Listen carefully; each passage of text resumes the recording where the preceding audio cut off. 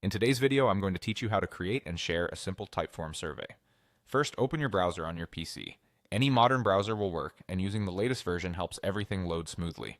In the address bar, type typeform.com and hit enter. When the page loads, click Log In and enter your account details. If you're new to Typeform, you'll need an account, but we'll focus on the login flow here. Once you're in, look toward the top of the dashboard and click Create, then choose New Typeform. You'll be asked how you want to get started.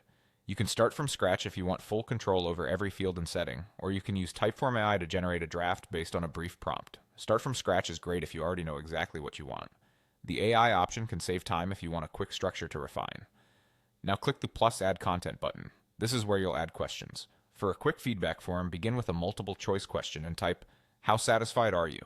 Add the response options that make sense for your audience, such as very satisfied, satisfied, and not satisfied.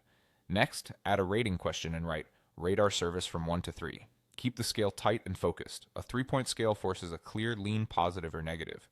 Finally, add a short text question and write, "Any comments or suggestions?"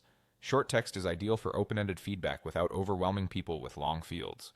As you add each question, keep wording simple and consistent so respondents don't have to think too hard about what you're asking. When your questions are set, click Design.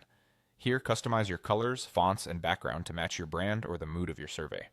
Choose high contrast color combinations for readability. Pick a clean font that's easy on the eyes, and select a background that complements your content rather than distracting from it. Small design choices can make your form feel more trustworthy and approachable. Before you share anything, click Preview to check the form. Walk through it like a respondent would. Make sure each question appears as intended, confirm the rating scale is clear, and look for any typos or confusing phrasing.